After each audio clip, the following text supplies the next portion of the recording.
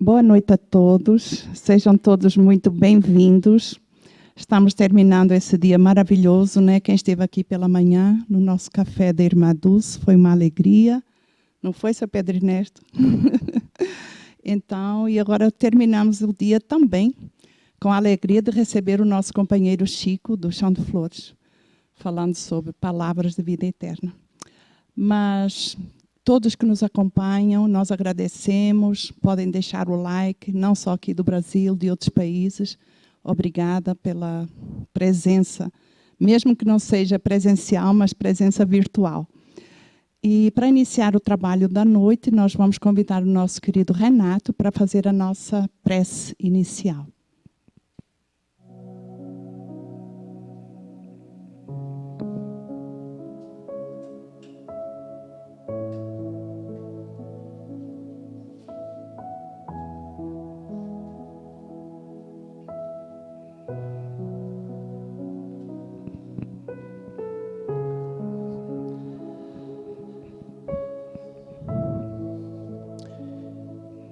Fechando os olhos do nosso corpo físico e abrindo os olhos do espírito, elevamos nossos pensamentos e sentimentos a Deus, nosso Pai, de infinito amor e de infinita bondade.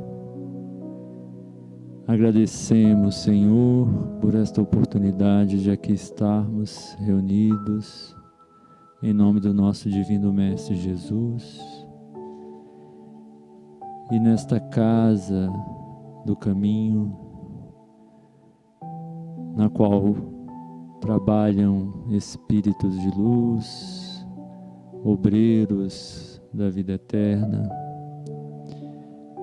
a quem nos dirigimos em agradecimento ao nosso querido Chico, Dr. Bezerra, ao nosso querido Tom Ariston Teles e tantos outros que aqui trabalham pelo bem, trabalham na seara do nosso Mestre Jesus.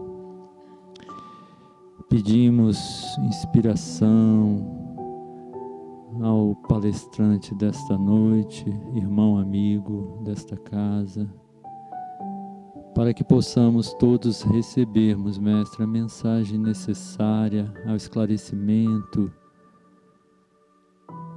dos desafios que encontramos a cada dia em nossa existência aqui terrena. Que encarnados e desencarnados, todos nós possamos receber em nossas mentes e corações, para poder seguir adiante, realizando a Tua obra neste mundo, Mestre. Que possamos sentir a presença da Tua paz, do Teu amor e da Tua verdade nesta noite e sempre, Mestre, que assim seja.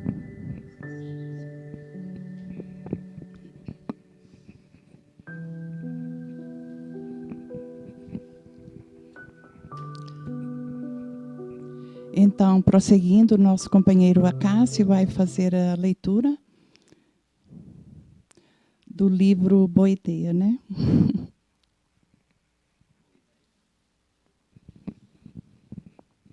Boa noite a todos.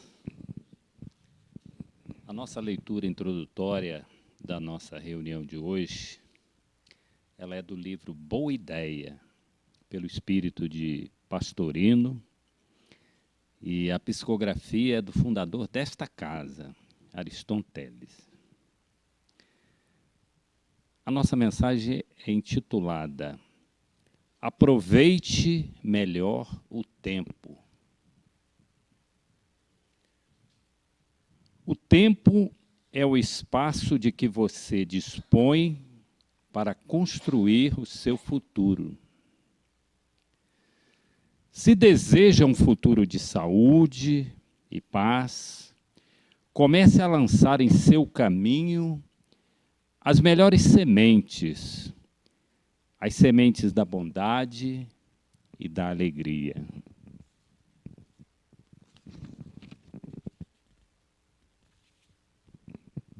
E prossegue. Aproveite as oportunidades que o dia a dia lhe traz. Dispense a poltrona do comodismo. Os minutos, as horas, os dias oferecem sempre boas motivações para você edificar a própria felicidade. Trabalhe, sorria, esclareça, aprenda, avance. Em apenas um dia, você pode caminhar muito.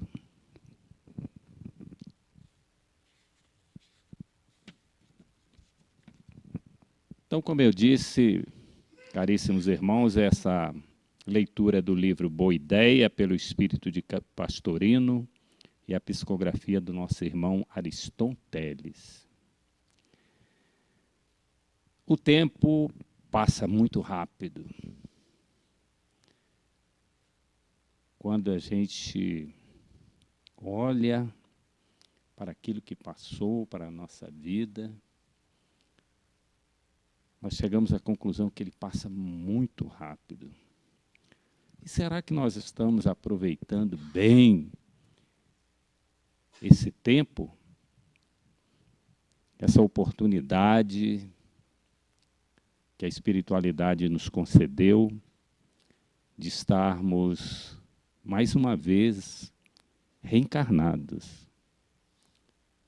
Será que nós estamos cumprindo aquele plano que nós assumimos, aquelas responsabilidades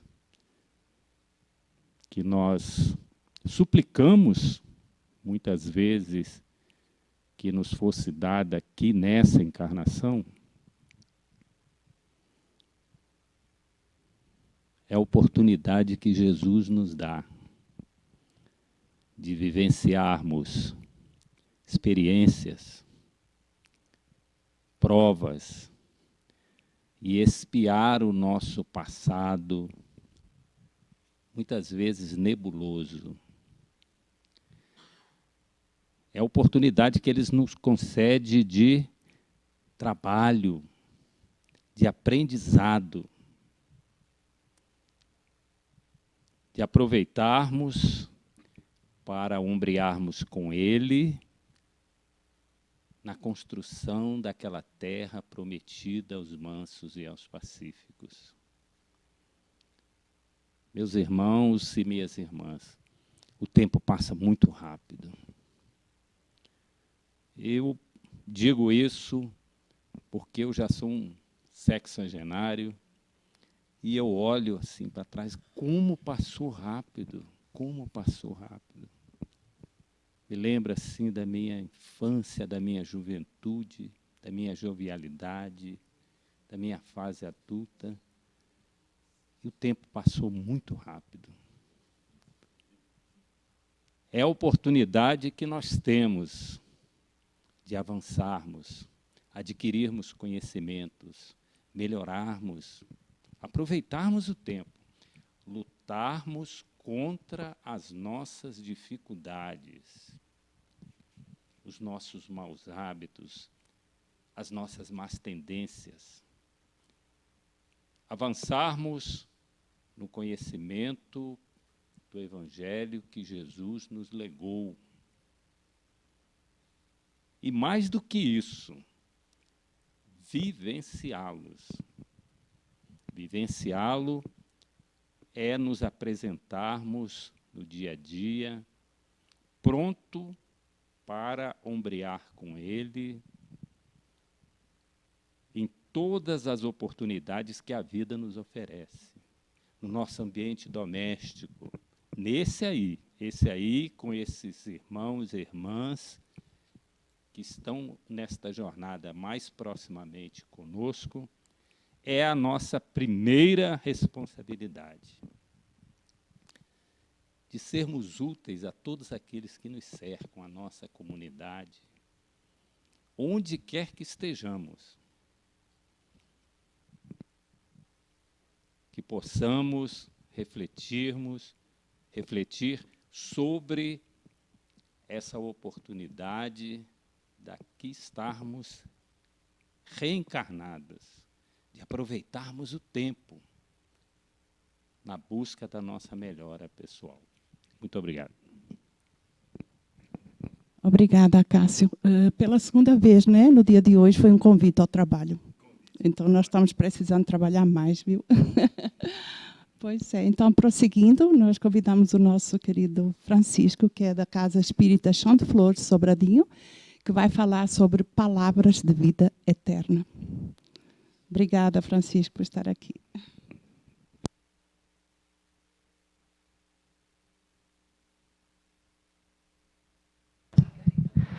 Muito bom voltar aqui. Realmente, a gente estava conversando sobre o grande trabalho de Ariston nessa casa. E Ariston fundou 2 casas aqui no Distrito Federal, né? O Monte Alverne e o Chão de Flores. E graças a Deus eu tenho a oportunidade de trabalhar nas 2, né? Mais intensivamente lá no Chão de Flores. E sempre que convocado pelos corações queridos daqui, a gente vem com muita alegria. Hoje a gente vai falar de palavras de vida eterna. É uma frase de nosso Senhor Jesus Cristo que está no Evangelho de João. Mas antes eu queria falar um pouco de Allan Kardec, né? Todo mundo fala de Allan Kardec como ele é reconhecido como codificador da doutrina espírita. Mas o fato é que Kardec não codificou só a doutrina espírita. Ele codificou também, como nós poderemos ver em alguns minutos, o Evangelho de nosso Senhor Jesus Cristo. Kardec, né, deslumbra o Evangelho aos nossos olhos, de forma que, se a gente nós estudando o Evangelho segundo o Espiritismo, a gente já teria ali tudo que precisa para ser espírita. Todos os princípios ali se encontram. E quem melhor definiu o nosso codificador, na minha opinião, é o Espírito Castro Alves, quando ele diz que Jesus, no esplendor dos sóis, recruta gênios e heróis a iluminar o porvir. De polo a polo na terra, flamejam etéreas lampas, mensagens brotam das campas ao toque de ressurgir. E aos clarões da imensidade, Kardec chega e inaugura a doutrina viva e pura, da razão à luz do bem. O Espírito de verdade semeia divina messe e o Evangelho reaparece nas vozes do grande além. Castro Alves foi muito feliz nesse poema, né, nessa poesia, porque ele demonstra a convocação deste gênio e deste herói que desce, sim, dos clarões da imensidade, das esferas sublimadas, para codificar as nossas relações do mundo visível com o mundo invisível, entre eles o Evangelho. E por que eu digo que Kardec também codificou o Evangelho? Porque quando nós estudamos da forma que Allan Kardec expõe para a gente o Evangelho, verdadeiramente nós nos tornamos conhecedores da mensagem do Cristo. Essa mensagem, essas palavras de vida eterna. O Evangelho nos fala de 12 discípulos de Jesus, bem conhecidos. Mas o Evangelho também nos fala da missão dos 70. A espiritualidade nos fala dos 500 da Galileia. E há quem diga que os discípulos de Jesus chegavam a 5.000. um número bastante expressivo para as condições. Mas Jesus, na narração de João, nesse capítulo 6, Jesus começa a discorrer sobre as dificuldades que nós encontraríamos para seguir os passos do Cristo. E aquela multidão desanima. Duro é esse discurso. Quem pode suportar? O discurso do Cristo era duro, era verdade. Ele era consolador, ele era balsamizante, mas um discurso muito difícil de ser seguido. Então, o que o Evangelho nos fala? Que dentre esses discípulos, os 70, os 500, os 5.000, né, o Evangelho não fala. Fala que seus discípulos já não acreditavam nele. Olha que coisa interessante que está lá. Os discípulos já não acreditavam nele e estavam abandonando. Jesus estava sendo abandonado. Quando Jesus vira para Simão Pedro, vira para os 12, na verdade, né? E pergunta: acaso vós também ireis me abandonar? Vocês também vão me abandonar? É a pergunta do Cristo. E Simão Pedro, um daqueles mais conscientes, e no final a gente vai ver que a consciência dele ainda era relativa, né? Toma a palavra e diz: Senhor, para quem iremos? Se tu tens as palavras de vida eterna, ou seja, a mensagem permanente. Em outras palavras, nós não podemos, né, conter os 70, os 500, os 5.000 que estão te abandonando. Mas nós, que temos um pouco de consciência, para quem iremos? Se só tu tens as palavras de vida eterna. Emmanuel, nosso grande benfeitor, mentor espiritual do nosso Chico, diz que quando esses discípulos começaram a abandonar Jesus, eles já tinham visto todos os milagres. Eles já tinham visto as 2 multiplicações de pães e peixe. Lázaro já havia ressuscitado. Paralíticos já haviam se levantado. Cegos já conseguiam ver. Mudos e surdos ouviam e falavam. Leprosos eram curados.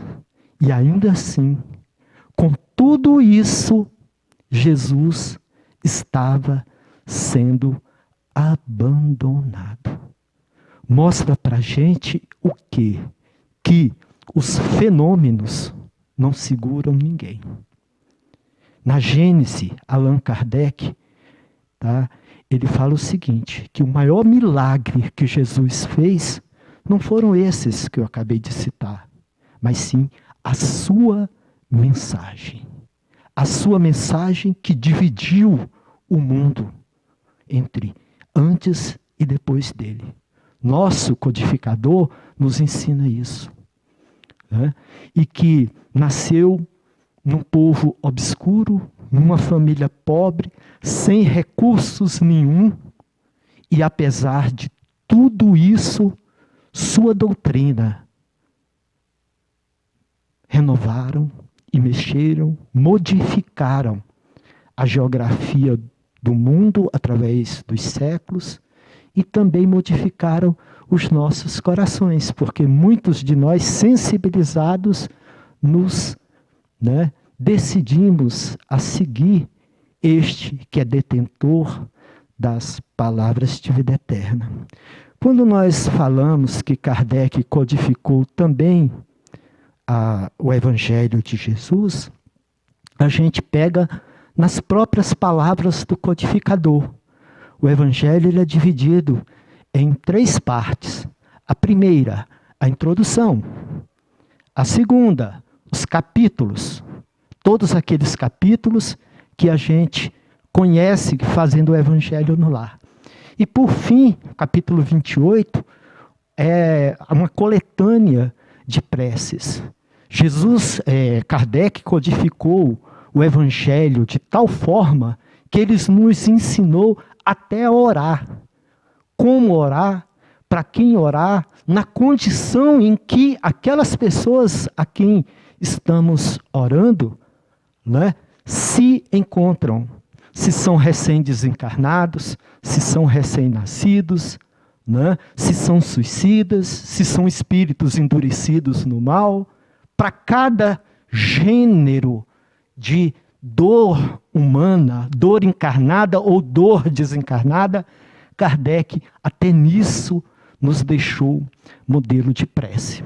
Então, nessa primeira parte do Evangelho, né, vamos dizer, codificado por Allan Kardec, a introdução, Kardec divide em 4 partes. E a gente vai pegar de trás para frente. Primeiro, ele coloca os precursores da ideia cristã e das ideias espíritas. Sócrates e Platão. Mostrando que ambos traziam aquilo que o Cristo semeavam naquele terreno que o Cristo, mais adiante, ia plantar a árvore renovadora do seu Evangelho. E ele nos ensina também, através dos fatos históricos, aí já é a terceira parte, né, como a gente entender o Evangelho do Mestre. Ali a gente compreende o que são saduceus, essênios, fariseus, o que é uma sinagoga, né? Todas essas coisas Kardec deixa esmiuçado para a gente, né? Entender. Veja que há uma ordem, que eu estou colocando ao inverso, né? Mas há uma ordem. E na segunda parte tem a autoridade da doutrina espírita. A concordância e o controle universal da mensagem dos espíritos. O que é ou que deixa de ser doutrina espírita? Autoridade. Todos nós precisamos nos conscientizar sobre que autoridade a doutrina espírita se sustenta. E por fim, a primeira parte da introdução, que são os objetivos da obra. E aí a gente vai fazer de novo, apresentar de novo, de trás para frente, outra vez, né? Fazer o oposto do que Kardec apresentou. Kardec fala dos fatos comuns da vida do Cristo, ou seja, onde estava Jesus dos 12 aos 30 anos, as condições de Maria de Nazaré. Então, são fatos comuns da vida do Cristo. Depois, né, Kardec nos apresenta o quê? As profecias, as palavras do Cristo que se cumpriram ao longo dos séculos. Depois ele nos fala dos milagres. Depois ele nos fala, né, o Evangelho nos fala das palavras que serviram para formar os dogmas da igreja. Tudo de trás para frente. Mas Kardec ele fala para o seguinte, que essas 4 partes foram objetos de polêmicas, de discórdias, de desentendimentos. Essas 4 partes. Por isso que a gente veio de trás para frente. Mas uma permanece inatacável. A moral cristã. Ninguém questiona o amai-vos uns aos outros. Ninguém questiona o amai-vos os vossos inimigos. Ninguém questiona o honrai vosso pai e vossa mãe. Então, o que acontece? Kardec pega essa parte moral do Evangelho do Mestre e coloca no Evangelho segundo o Espiritismo. E aí começa uma viagem esplendorosa através do entendimento da mensagem do Cristo e da missão dos cristãos. Vejam bem que eu falei missão dos cristãos, não falei missão dos espíritas, né? O Evangelho é todo um modelo, um roteiro para todos nós que nos dizemos cristãos. Daí, Kardec separar, né, a parte moral como a base do Evangelho segundo o Espiritismo. E Kardec começa, né, com muita didática, dizendo: não vim destruir a lei, a mensagem do Cristo. Eu não vim destruir a lei, nem os profetas. Mostrando essa continuidade do que os antigos acreditavam. O que precisava mudar, ele mudou. O que não era base da moral cristã, ele mudou. Ouviste o que disseste aos antigos: odiai os vossos inimigos. Ele mudou. Eu, porém, vos digo: amai-vos os vossos inimigos. Então eu não vim destruir a lei. Sou rei, capítulo 2, mas meu reino não é deste mundo. Mostrando, né, para a gente que além de um mundo material, existe um mundo espiritual que nos aguarda a todos. No 3, ele já apresenta, né, há muitas moradas na casa de meu Pai, explanando, né, as variáveis condições nossa no mundo espiritual. São as colônias, são as esferas, são aqui a própria terra, a nossa casa mental é uma morada. Então há muitas moradas na casa de meu Pai. Mas, no capítulo 4, ele deixa bem claro para a gente que essas moradas não são o reino de Deus. Ele deixa bem claro. Quando ele fala para os fariseus, né, está falando da libertação, e os fariseus falam o seguinte: olha, nós somos descendentes de Abraão e não somos escravos de ninguém. Como que você diz que vai nos libertar? E ele define o que é escravidão. Ele define: todo aquele que peca é escravo do pecado. Então ele promete moradas e fala: eu vou para o meu Pai e vou lhes preparar um lugar, para que onde eu estiver, estejais vós também. E disse mais: um pouco de tempo e ficareis triste. Outra vez um pouco de tempo e ficareis alegres. Não me vereis, ficareis triste. Outra vez um pouco de tempo, me vereis e ficareis alegre. O filho fica para sempre na casa do pai. O escravo não fica para sempre. E o que é o escravo? Aquele, né, que é escravo do pecado. Então Jesus está dizendo que ele vai e vai nos preparar um lugar. E que a gente não fica lá para sempre. E que nós não veremos ele mais por causa da justiça. Ou seja, ele é um espírito que não necessita mais voltar a este plano de sofrimento. Nós, se a gente não fica, só o filho fica, para onde nós iremos? Quais as alternativas que nós temos? Céu? Definitivo? Não merecemos ainda. Essa é a nossa realidade. Inferno? Muito menos. Para onde nós iremos? Capítulo 4 responde: ninguém poderá ver o reino de Deus se não nascer de novo. Então nós passamos por vários filtros reencarnatórios. Cada corpo é um filtro reencarnatório, onde a gente vai se depurando moralmente, para ser puro de coração, e aí ver Deus. Eu sou um espírito, nós somos espíritos ainda, um pouco atrasado, tão atrasado que a gente não consegue ver nosso obsessor, nosso adversário espiritual. A gente sente, mas não vê. E Jesus disse: os puros de coração verão a Deus. Olha o estágio ainda que nós nos encontramos. Então ninguém poderá ver o reino de Deus se não nascer de novo. Temos aí o quê?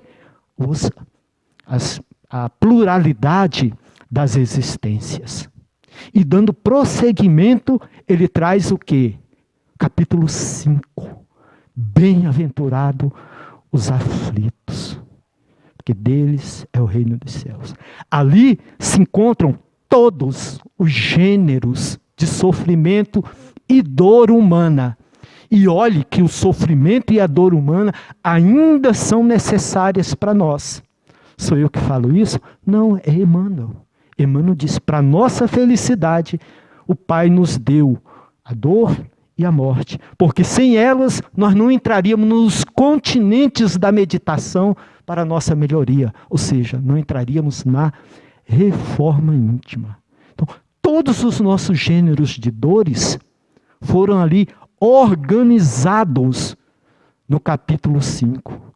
É o evangelho dos aflitos mesmos. E depois desse sofrimento todo, quem nós temos? O Cristo Consolador. Capítulo 6. Segundo o Espírito Alexandre, missionário da luz, é o próprio Cristo.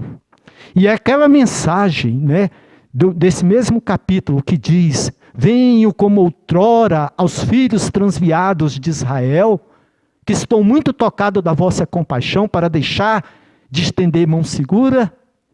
Meu Pai não quer aniquilar a raça humana, e por aí vai. Essa mensagem foi assinada por ninguém menos que Jesus Nazareno. É a única mensagem assinada por Jesus. Está lá, Livro dos Médiuns. Kardec sintetiza ela e vê o tamanho, o peso, a responsabilidade do nome e coloca Espírito de Verdade no Evangelho. Mas é o próprio Cristo. Então é um capítulo todo ditado por nosso Senhor, ou Espírito de Verdade, se assim o preferimos. Se a gente não conseguiu melhorar com todos esses capítulos, né, a gente tem o quê? O 7. Bem-aventurados os pobres de espírito. É o capítulo consagrado aos orgulhosos, aos descrentes. Se com tudo isso aí a gente não se comoveu, tem esse capítulo voltado ao orgulho e à humildade. Mas ser pobre de espírito não é ser puro de coração. Kardec separa. Se fosse a mesma coisa, Kardec não teria colocado o capítulo 7. Bem-aventurados os puros de coração. E se ser pobre de espírito e ser puro de coração é a mesma coisa que ser pacífico, Jesus não teria colocado o capítulo 8. Kardec não teria colocado o capítulo 8. Bem-aventurados os mansos e os pacíficos, porque herdarão a terra. Então, você veja como Kardec está codificando o Evangelho. Então, nós encontramos pessoas pobres de espírito, mas que não são humildes, desde que não pise no calo dela. Nós encontramos pessoas que são pobres de espírito, né, e puro de coração, né, mas não têm a iniciativa do pacificador. Vê uma injustiça, mas não consegue. Entende? Porque não é a mesma coisa. Como também não é a mesma coisa misericórdia. Capítulo 10. Bem-aventurados os misericordiosos. E ele vai nos ensinando, né? Lá descendo dos clarões da imensidade, faz a gente fazer essa viagem também. amar o próximo como a si mesmo. Capítulo 11. E quando ele dá essa aula para a gente, ele fala, olha, amai os vossos inimigos. E mostra que há inimigos encarnados e inimigos desencarnados. Se deveis usar de benevolência para com os inimigos encarnados, com os desencarnados também, e em maior número. Então, de forma que a gente precisaria estudar cada capítulo, como é que eu estou hoje? E aí, e naquele capítulo. Orai aos vossos inimigos. Cai sempre as mesmas lições. A gente não estuda o Evangelho para aprender. Aprender a gente já sabe. Todo mundo já sabe. A gente estuda e cai as mesmas lições porque a gente ainda não consegue vivenciar aquilo. A gente que trabalha numa casa espírita, a gente acha que caridade é distribuir sopa. Nossa casa distribui sopa, distribui pão, distribui tanta coisa. Será que isso é caridade mesmo? É uma coisa boa, meritória, que devemos fazer, fazemos e devemos fazer. Se possível, desencarnar fazendo. Mas será que é caridade? Não é. É assistência social. Capítulo 12 do Evangelho.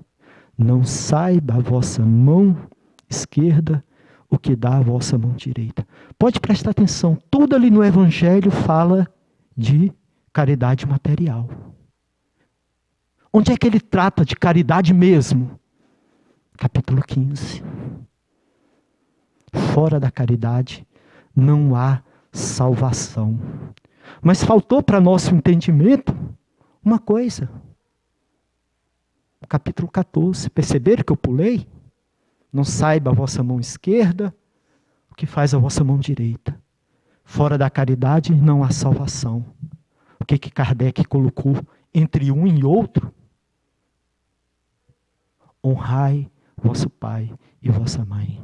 Não adianta eu distribuir sopa no centro, pão, roupa, aquilo que me falta, se eu não consigo assistir meu pai e minha mãe na doença, na velhice, na necessidade. Se relego aos últimos e ínfimos quartos da casa, quando não utilizamos do que lhes resta para viver.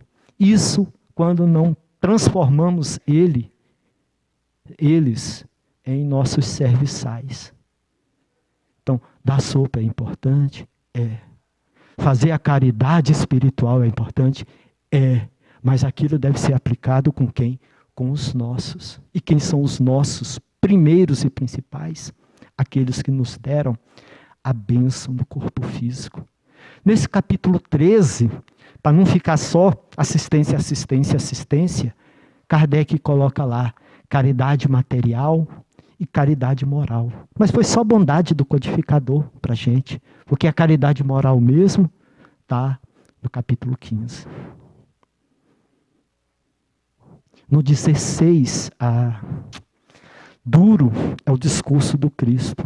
Aí a gente começa a entender porque os discípulos começaram a abandonar Jesus, mesmo após ver tudo.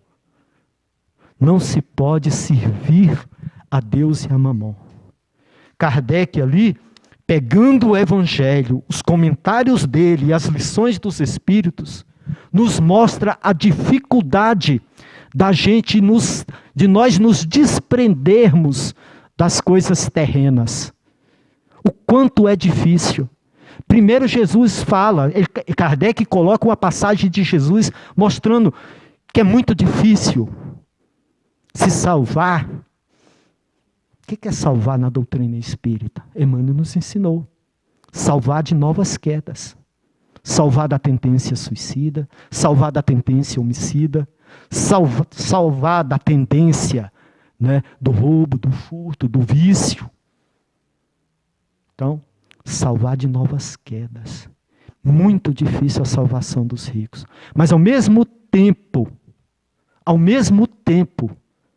que Kardec traz as passagens de Jesus dizendo que o tanto que é difícil a gente desprender, coloca logo em seguida o preservai-vos da vossa avareza. Onde ele fala, Senhor, pede, chega alguém para ele e fala, Senhor, pede para o meu irmão dividir a herança comigo. Quem me designou para partilhar vossos bens? Preservai-vos da avareza. Depois ele mostra, ao mesmo tempo que ele diz que é difícil um rico se salvar, ele mostra um rico se salvando, Zaqueu. E depois mostra por que uma pessoa de muitos bens se perde. Parábola do rico e Lázaro. Parábola do mal rico. Ou seja, ele se perde não é porque ele é rico. O mal vem primeiro. Parábola do mal rico. E aí, desigualdade das riquezas, transmissão das riquezas, justiça das desigualdades, e no final ele fecha de novo com transmissão da riqueza. E é uma das nossas maiores dificuldades. Ver que o codificador, né, coloca quase que um caminho, ele coloca um caminho a ser seguido por nós, mostrando o quanto é difícil. Percebe por que Jesus estava sendo abandonado? E para não ser abandonado, capítulo 17, sede perfeito. Sede perfeito, o homem de bem, sede perfeito. Aí você está no bom esforço, você está entre aqueles 12 que não abandonaram Jesus, muitos chamados e poucos os escolhidos. Capítulo 18. Muitos chamados e poucos os escolhidos.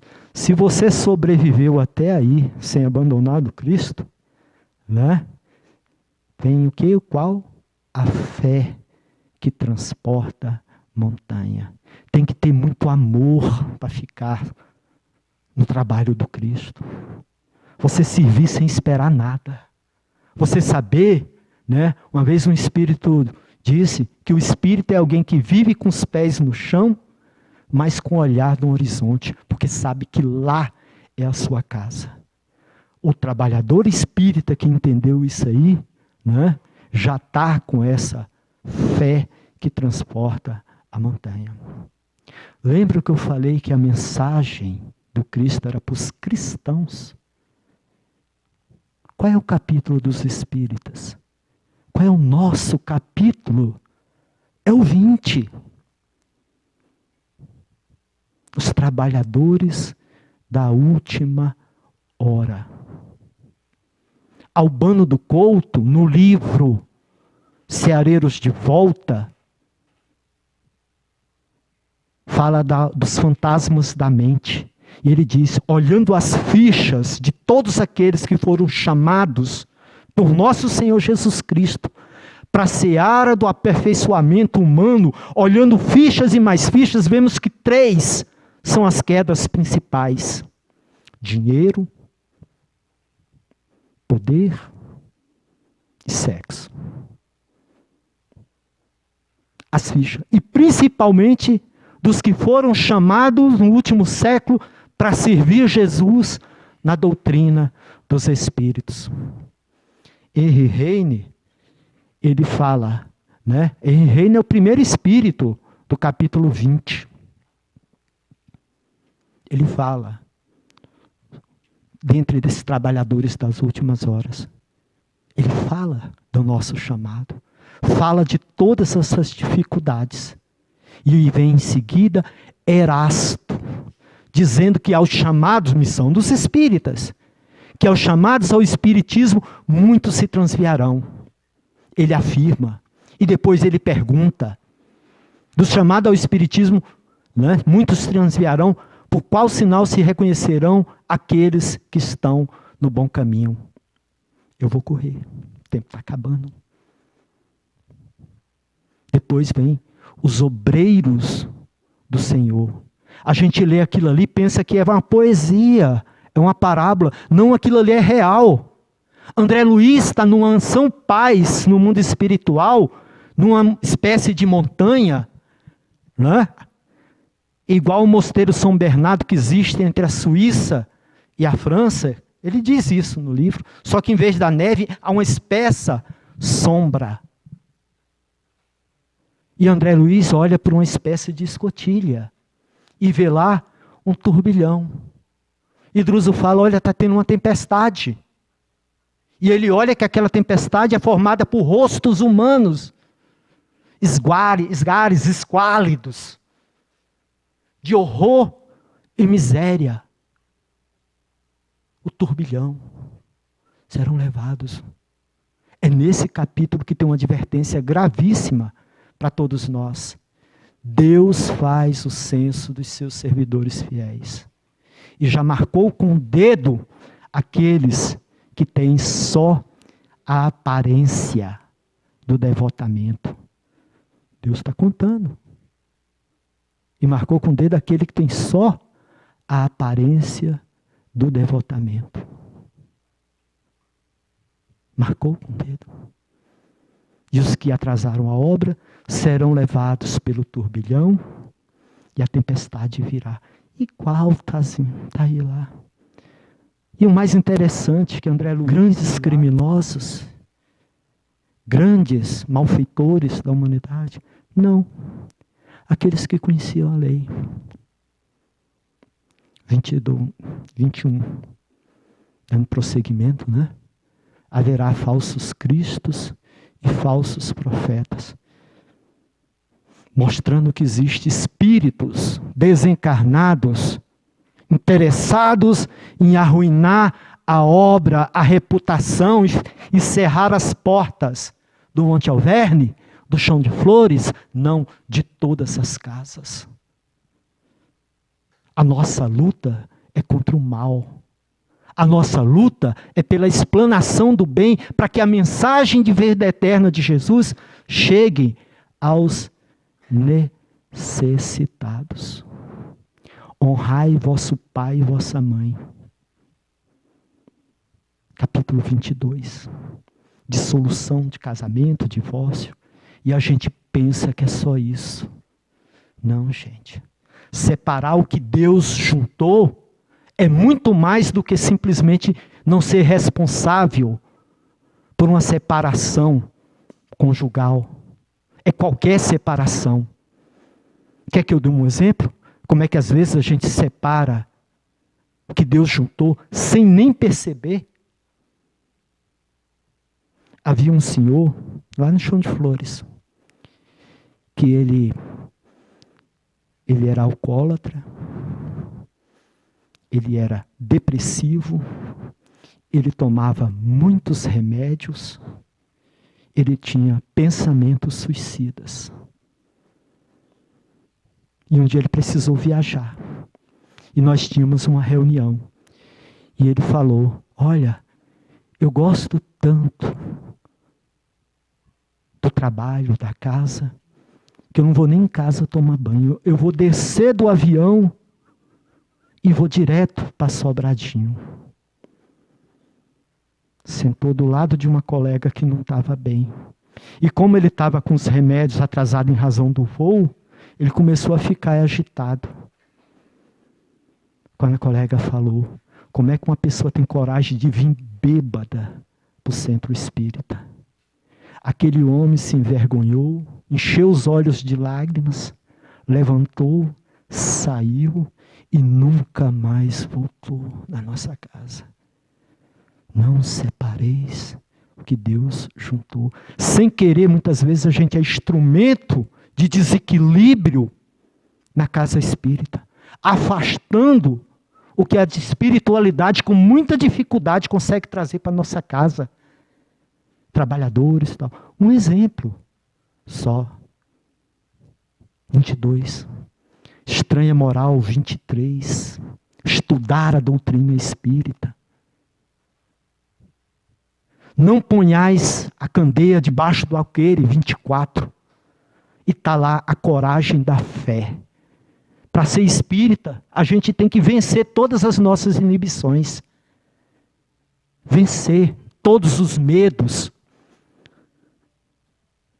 Encarar as dificuldades. O meu maior receio era vir e falar em público. Tinha maior dificuldade. Um dia o Tom não pôde estar no trabalho, o palestrante não veio, eu olhei o salão cheio. Falei, ai meu Deus, e agora? Jesus, meu Deus, e agora? O que eu faço? Aí eu baixava a cabeça, olhava o salão cheio. Falei, meu Deus, o que eu vou falar para esse povo? Só Jesus me ajudando mesmo, né?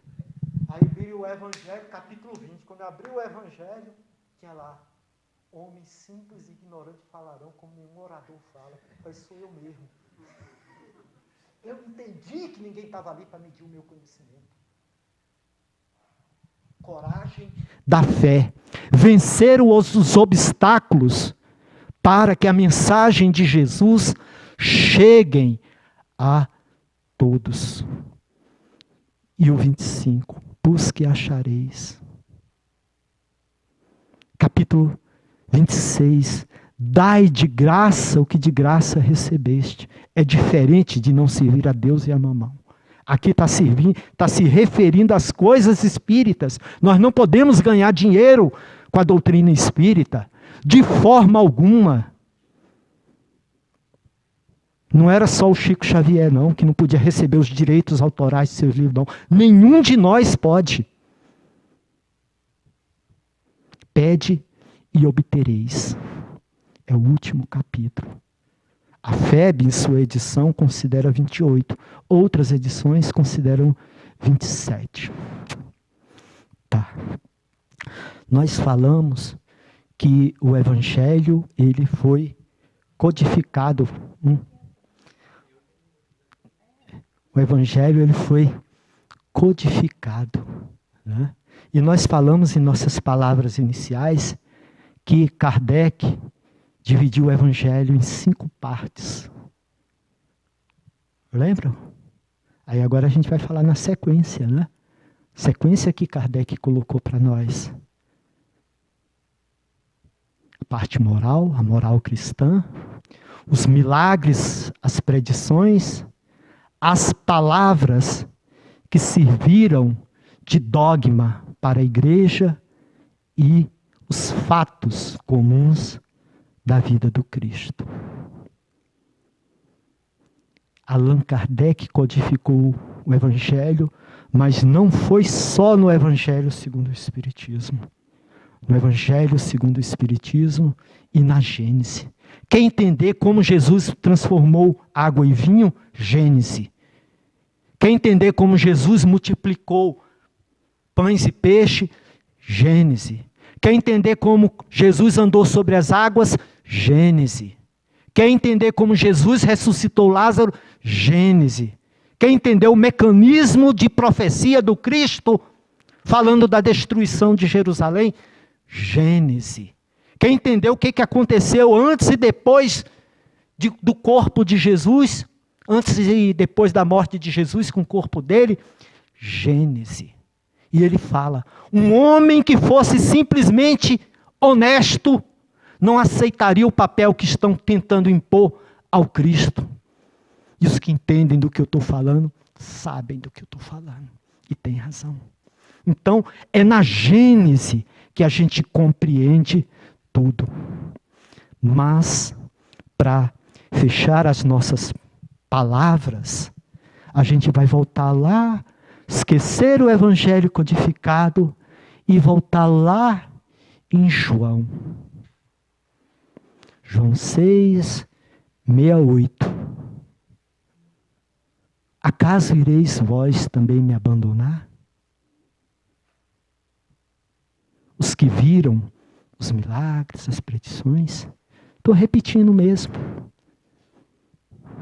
E Simão Pedro pega a palavra e fala, Senhor, para quem iremos? Se só tu tens as palavras de vida eterna,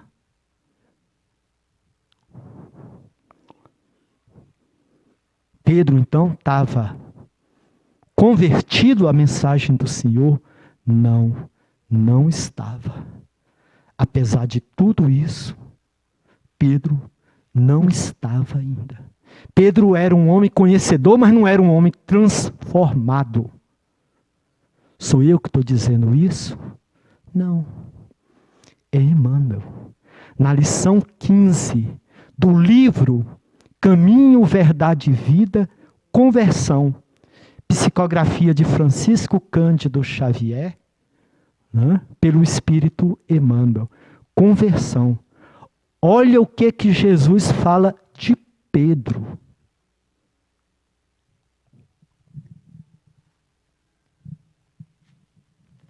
E eu pergunto, será que nós somos espíritas porque apenas lemos alguns livros?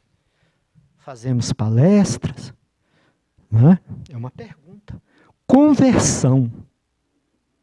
Vejam que os que abandonaram Jesus, nas palavras de vida eterna, né, tinham visto milagres, tinham visto tudo. Muito tempo depois, Jesus fala isso aqui para Pedro. Ó. E tu, quando te converteres, confirma teus irmãos. Lucas, capítulo 22. Depois, quando tu te converteres. Já pensou Jesus dizendo para a gente, ô Francisco, lá do Chão de Flores, depois, quando tu fores espíritas, né? Vamos pegar meu exemplo aqui, né? Será que eu já sou esse espírita que Jesus espera que eu seja? Emmanuel diz que não. Emmanuel diz que a gente não consegue ser aquela pessoa que a gente queria ser. E que estamos muito longe de ser aquilo que o povo espera, os outros esperam que nós sejamos. Estamos muito longe de ser o que Jesus espera de nós. Nenhum de nós é perante o Cristo o que Ele espera. Então, nós somos conhecedores, estamos nos esforçando, mas ainda não estamos convertidos. Igual Pedro. E tu, quando te converteres, confirma teus irmãos. Não é tão fácil a conversão do homem quanto afirmam os portadores das convicções apressadas. Muitos dizem, eu creio, mas poucos podem dizer, estou transformado. As palavras do Mestre a Simão Pedro são muito simbólicas. Jesus as proferiu na véspera do Calvário. Na véspera do Calvário. Não foi lá atrás, quando falou das palavras de vida eterna. Na hora grave da última reunião com os discípulos. Recomendava ao pescador de Cafarnaum confirmasse os irmãos na fé quando se convertesse. Um dia antes da crucificação, Pedro não estava convertido. Aquele que disse para quem iremos. Acresce notar que Pedro sempre foi o seu mais ativo companheiro de apostolado. O mestre preferia sempre a sua presença na casa singela. Jesus ia fazer o evangelho na casa de Pedro. E Pedro não estava convertido. Durante 3 anos sucessivos, Simão presenciou acontecimentos assombrosos. Viu leprosos limpos, cegos que voltavam a ver, loucos que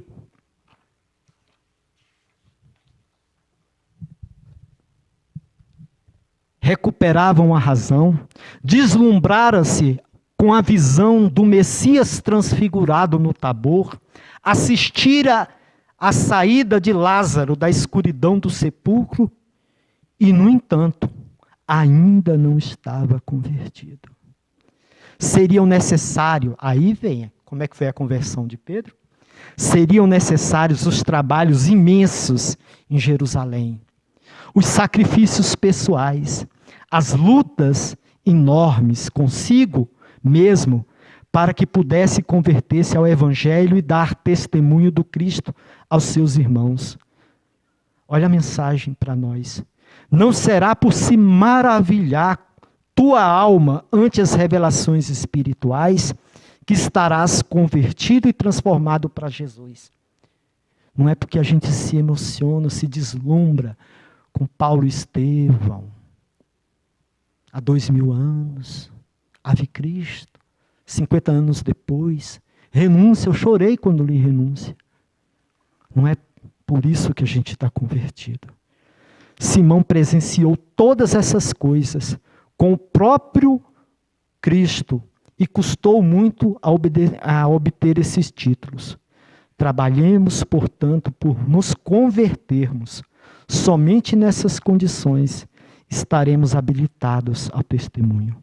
Eu não gosto de ler nas minhas falas, mas eu quis ser fiel a Emmanuel nessa passagem, porque ela une Pedro, que diz: para quem iremos, se só tu tens as palavras de vida eterna, com as mensagens, com a afirmação do próprio Cristo: olha, você ainda não está pronto, mas quando estiveres, confirma tua fé a teus irmãos, ou seja, esteja presente, seja abnegado.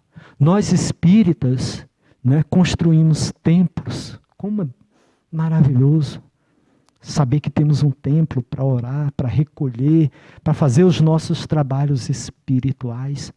Mas o que a doutrina espírita espera da gente? Exemplo. Muitas casas espíritas passam por grandes provações porque a gente exige muito e às vezes não dá o exemplo. Quando você dá o exemplo, aqueles que não estão seguindo se envergonham e faz. Né? Então, que Jesus nos abençoe, que a gente consiga entender a obra de Allan Kardec, que a gente consiga sentir a mensagem de Jesus, né? Que a gente consiga essa conversão. E essa conversão começa sempre com amor. Amor à doutrina que abraçamos.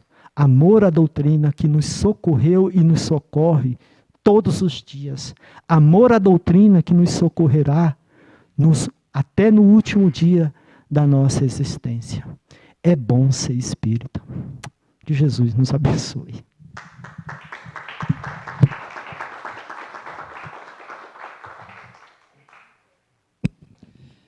Nós agradecemos, Chico, pelas suas palavras. Como é bom ouvir falar do Evangelho de Jesus, né? Imagina naquela época, Jesus falando, né? Por isso os cristãos se embriagavam com alegria, né? E se entregavam ao sacrifício. Que Jesus esteja sempre conosco. Então, agora convidamos a todos para tomar o passe e os companheiros para aplicar o mesmo. E que possamos ter todos uma semana de muita paz, muito amor e muita luz. Que assim seja.